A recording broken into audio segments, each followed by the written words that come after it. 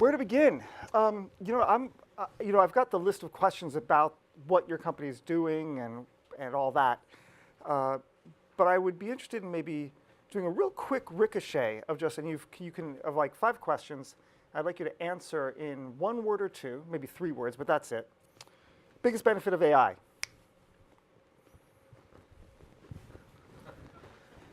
This was not supposed to be that hard. Well, I find it mainly interesting. Interesting. Yeah. Okay. What's the biggest problem that needs to be overcome? So for the thing I'm working on, you need to prove that it's good enough. Okay. Is there an area of AI that it shouldn't be applied to? Is there an area in the world that AI should not be applied to? Ethics. Okay, wasn't expecting that. Who is your AI hero? You can't say Nathan. Isaac Asimov. Very good. Well, that's great. Foundation. Who is your hero in general?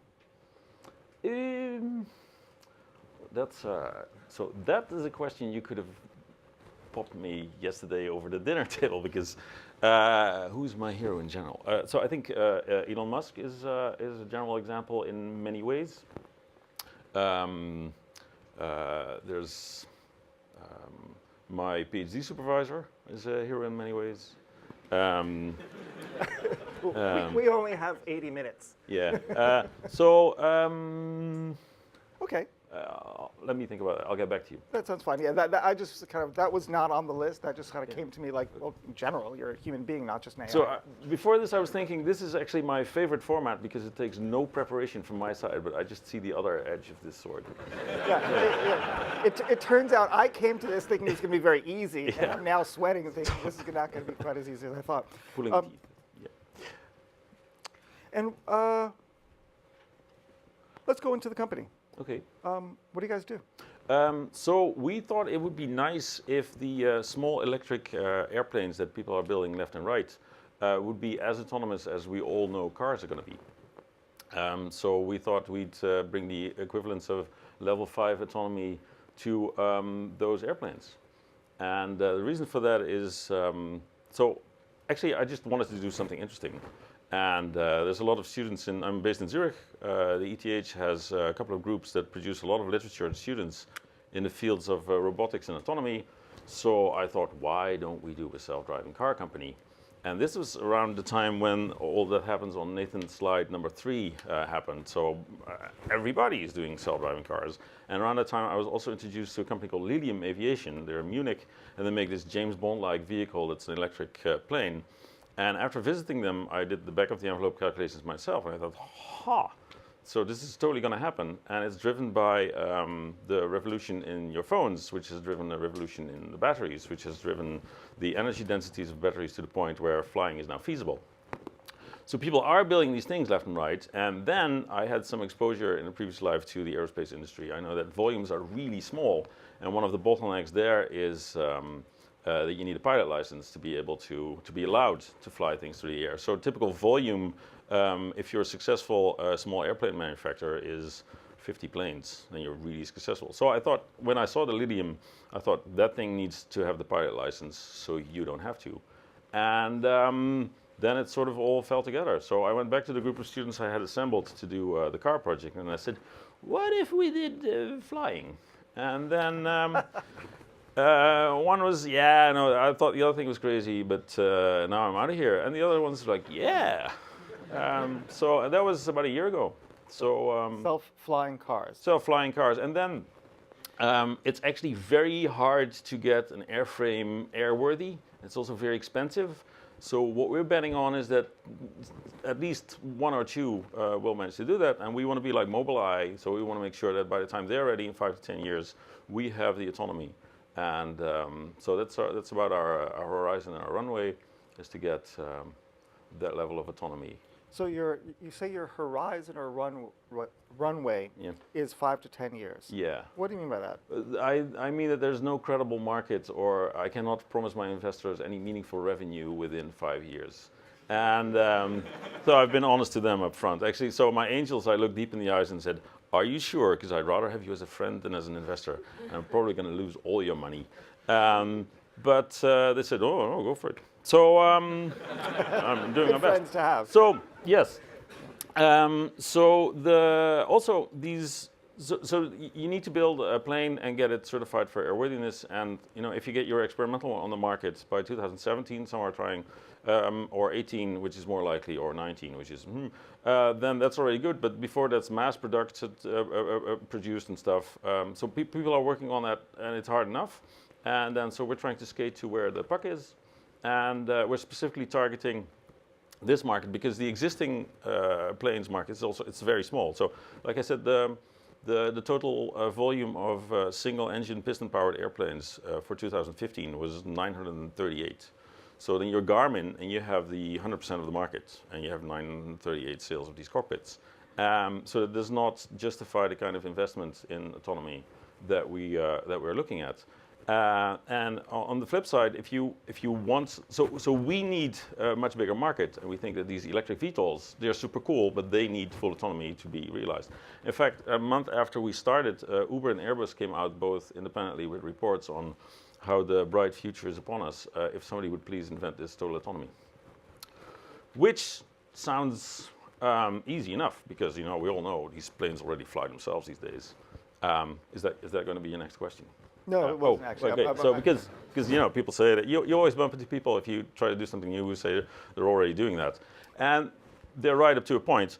But if you in automotive you have these useful levels of autonomy, and you can say they can already do that, but can't really do this yet. So in planes you get a lot of that for free, because when you're in cruise, it's kind of boring. You can nap off, and your autopilot can maintain the level and the heading and stuff, and the altitude, but it's the landing that that's the tricky part. Actually, the art of flying is really only to land when you really want to, and that's a bit of a difference with that's why as a problem it's in a different space than driving. Because with driving, it's not entirely trivial to pull over, but you have a graceful degradation mode, and with flying. That is actually the hard part. So you can't have an emergency program take over and do the landing, because that's actually the main program's task, to only land when you really want to. And what's also interesting is that it has to be super fail-safe. So there's in automotive. Let me get to the fail-safe in just a moment. Okay. In the case of fly-by-wire, the systems they've been developed by a human being, and we know actually how they work. How does AI work in your software? Where do you put the AI components, and what does it actually do? That is, so there's a lot of regulation in airspace, way more than in cars, and that's for a good reason. It's because flying is really dangerous, because the median, so if you have a small error, the median case is that everybody dies. So these regulations have been put in, and these regulations write down in very great detail how things should be done, and that's actually at odds with the AI and having to prove that things work the right way. And before you're allowed to even put any instrument on board of a plane, you have to prove the extreme robustness and determinism, and that you've followed all kinds of processes to make that. But then these instruments that have been made are fairly basic instruments. They can hold, as I said, so if you go up the cognitive functions, you get into the domain of human judgment calls. What we hope to do is put specific functions in a box and then prove the hell out of how they do better than the human. So the basis has to be good. It has to be done on hardware that is super robust, and that the software does not run out of memory or out of stack or whatever. But when you get to human judgment calls on can I land here, or is the weather going to look right in that direction, then what we want to do is put these specific functions in a box and just have enough data and simulation to prove that you would be mad not to trust this device. Okay. That's the general strategy. Now, another business person might look at the market and say, gee, this is really interesting, and this is where the puck is going. But to get there, I don't want to build software in that domain. I'd actually like to learn in an area where I can fail fast and break things. Can't do that with self-flying vehicles. Delivery drones. Yes. You can jostle it around, Yes. and if something happens, Yes. someone doesn't die. This makes total sense. And so the thing is, that's definitely an area where we want to gather data and experience. And we actually thought it was going to be a mandatory detour before we got to put anything in a plane with people. But turns out a lot of the potential customers are actually already interested and willing to let us experiment with onboard devices.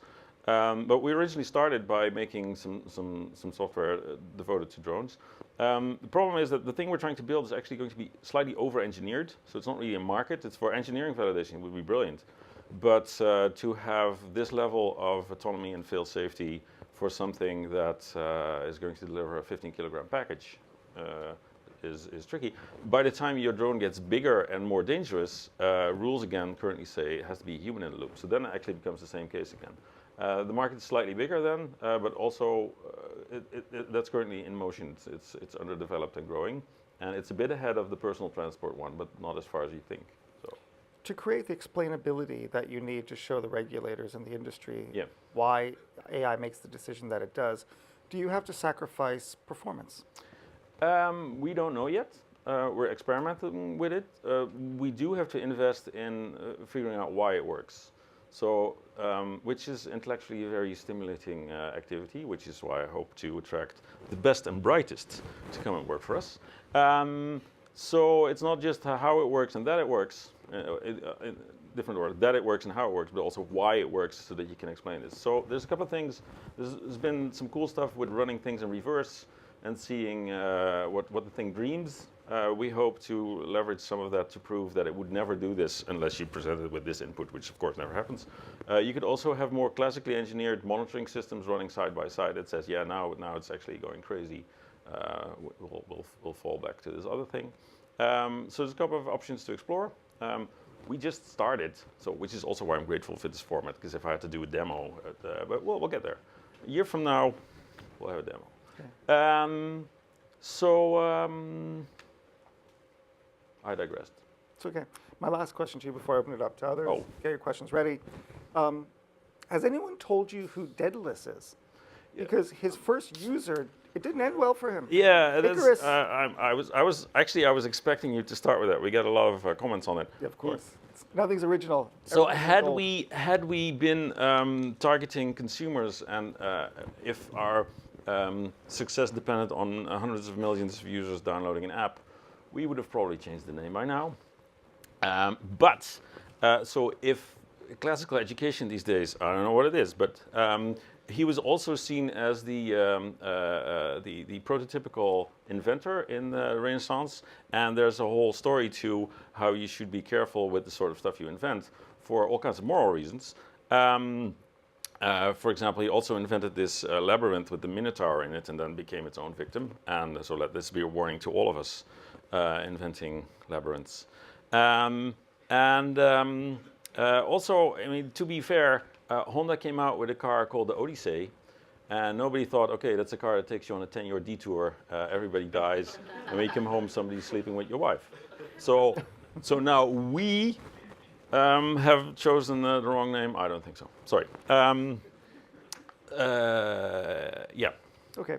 Pliny, in his histories yes. Of ancient Greece, points out that they looked upon this master craftsman of Daedalus and said, his work looks uncouth, but it clearly has been touched by divine inspiration.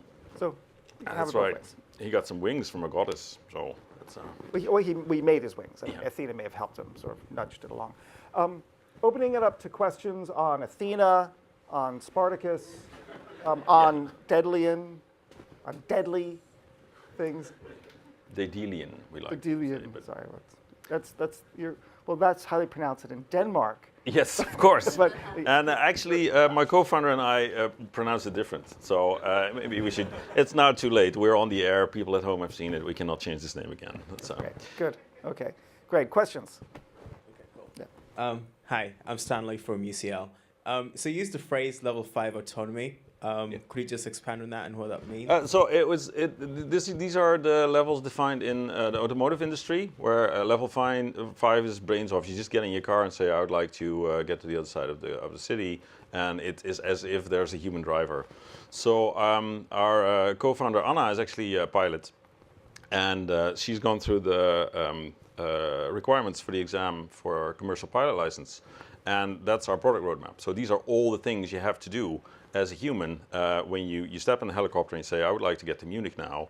And somebody has to check the weather and the NOTARs and the METARs and check that you don't cross airspaces that aren't allowed to be crossed. And you as a passengers know nothing about flying, but you enjoy the view, and actually you get a chit-chat about the weather and what interesting things happened yesterday on this flight from the pilot. So these are all functions we have to cover.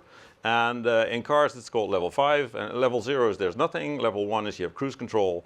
And then, so Teslas are around level 3, 4. Elon has promised level 5 by end of next year. I don't know what the promise is now.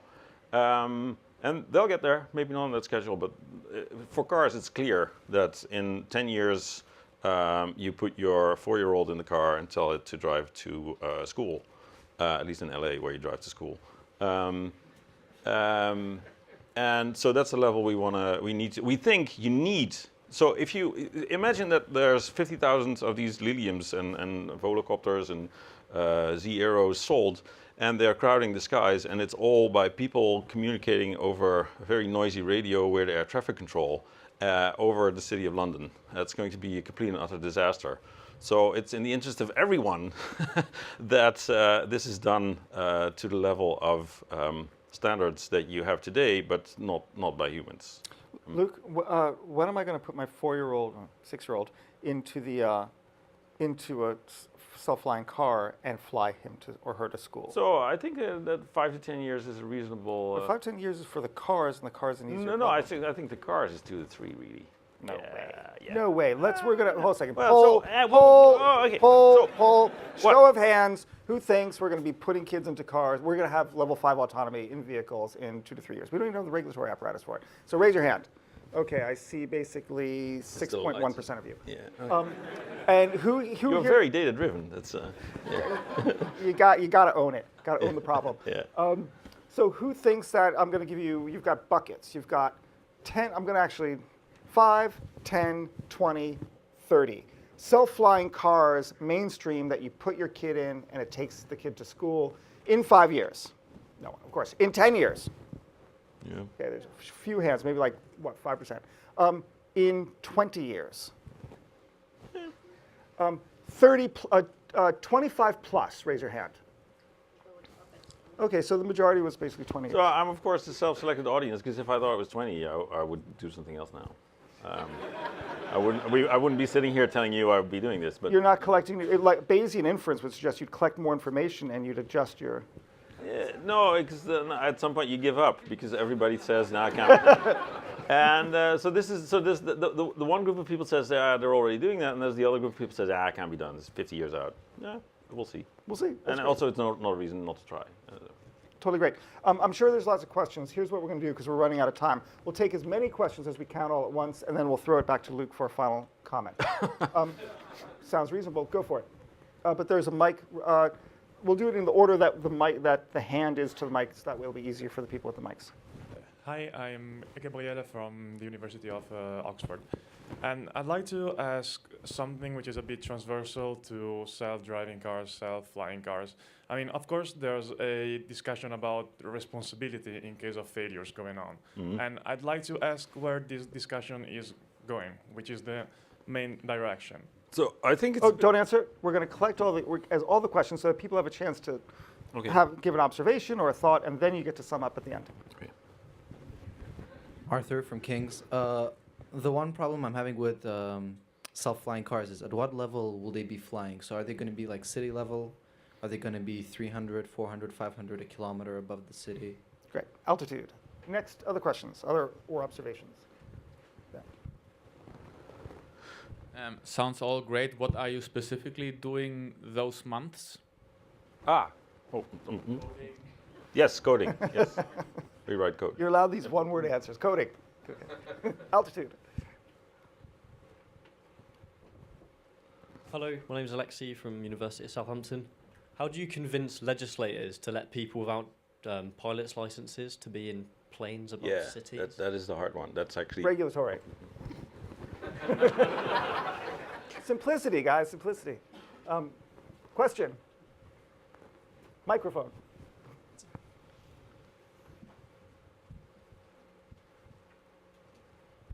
Hi, I'm Jessica from Cambridge. So you said some of your customers are already letting you use your systems on board. Like your aircraft. Willing to, we're in talks to, they seem Okay. willing to let us experiment. Qualification.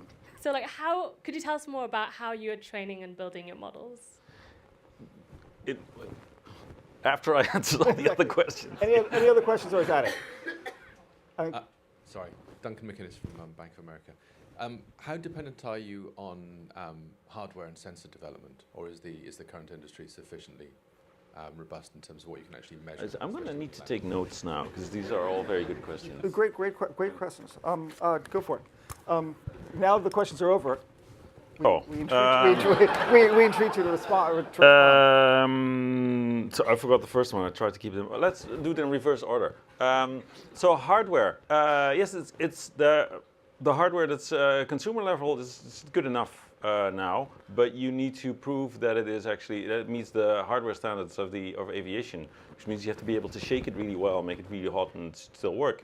So there's a lot of these new NVIDIA chips would be great if somebody would take them through airworthiness certification, and it's probably a matter of throwing money at it. But we don't need new Nobel Prize winning hardware inventions. It should fly high enough to not bump into buildings or your face. Convincing the industry that you are allowed to do this. So we had this. Actually, this idea came to me in 2013 when I moved to Los Angeles, and I was forced to take a driver's exam because Swiss driver's license can't be trusted in California. And it's a grumpy guy that sits next to you and tells you to drive around the block. And I realized with the state I knew the Google car project to be in back then, if somebody would bother to add voice interaction, it could totally pass that test. So our goal here is we want to make an autopilot that just passes the exam for human pilots. So we don't want special rules. We don't want special air lanes that our drones are allowed to fly in, or our VTOLs are allowed to fly in with special rules. Because special rules introduced in civil aviation happens almost never. So we think if we can make the case, this is everything your human pilot does. And only we fail the medical because we don't have a heartbeat. But other than that, we have everything. Then you can make a good argument. So that's the goal we're going to set, and then we're going to chum up with all the regulators and show them that we're doing this in their interest, and then we hope for the best. There was another very good question. There was two really good questions. One. They were all very good questions. Exactly. They were all my favorite questions, but there's two. And then there was, why would they just shout out what it was? Oh yes, I think that's a red herring. It's the trolley problem, academic. What if we have a bucket full of babies and we have a dragon and they're all going to collide? So there are already insurers that give you a lower premium if you have your Tesla on autopilot, because in the long run it's going to statistically save everyone. So it's going to be a matter of public health to take humans out of the loop. So you have a meatball with a control loop of 200 to 400 milliseconds. It's really unreliable, especially when there are surprises. It's going to be fairly easy to demonstrate that it would be better for all of us if driver's license were this thing. It's like, riding a horse. You just do it for your own amusement, but don't make society depending on everybody being craftful horsemen. Luuk, from one meatball to another, thank you very much. This was fascinating. Yeah. That was fun. That was a lot of fun. Great. Thank you. All right. Fantastic show, guys.